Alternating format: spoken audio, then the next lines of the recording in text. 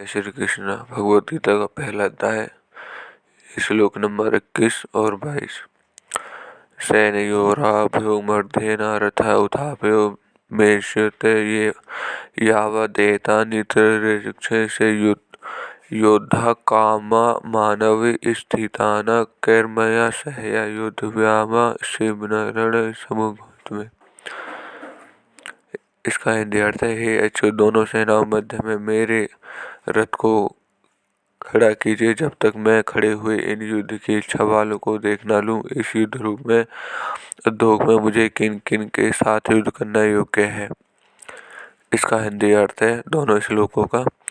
दोनों सेनाएं वहां युद्ध करने के लिए एक दूसरे के सामने खड़ी थीं। वहां उन दोनों सेनाओं में इतनी दूरी थी कि एक सेना दूसरी सेना पर बाण आदि मार सके। इन दोनों सेनाओं का मध्य भाग दो तरफ से मध्य था। सेनाएं जितनी चौड़ी खड़ी थीं उस चौड़ाई का मध्य भाग और दोनों सेनाओं का मध्य भाग, जहाँ कौरव सेना जितनी दूरी पर खड़ी थी उतनी ही दूरी पर पांडव सेना खड़ी थी। ऐसे मध्य भाग में रथ खड़ा करने के लिए अर्जुन भगवान से कहते हैं, जिससे दोनों सेनाओं को आसानी से देखा जा सके। इसी अध्याय में 24वें श्लोक में दूसरे अध्याय के 10वें श्लोक में 3 बार आने का तात्पर्य है कि पहला अर्जुन शूरवीरता के साथ अपने रथ को दोनों सेनाओं के बीच में खड़ा करने की आज्ञा देते हैं।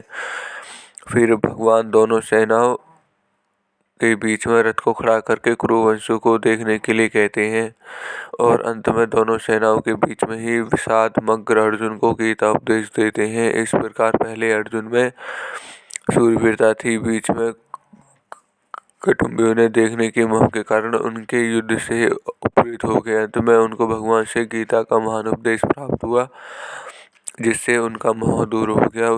इससे यह भाव निकलता है कि मनुष्य जहाँ कहीं और जिस किसी परिस्थिति में स्थित है वहीं रहकर वह प्राप्त परिस्थिति का सदुपयोग करके निष्काम हो सकता है और वहीं उसको परमात्मा की प्राप्ति हो सकती है। कारण है कि परमात्मा संपूर्ण परिस्थितियों में सदा एक रूप से रहते हैं। दोनों सेनाओं के बीच में रथ कब तक खड़ा रहे, इस पर अर्जुन कहते हैं कि युद्ध की इच्छा को लेकर कौरव सेना आए हुए हैं। सेना सहित जितने भी राजा लोग खड़े हैं उन सबको जब तक मैं देख ना लूं तब तक आप रथ को वहीं खड़ा कीजिए। इस युद्ध के उद्योग में मुझे किन किन के साथ युद्ध करना है, उनमें कौन मेरे समान बल वाले हैं, कौन मेरे से कम बल वाले हैं और कौन मेरे से अधिक बल वाले हैं, उन सबको जरा मैं देख लूं।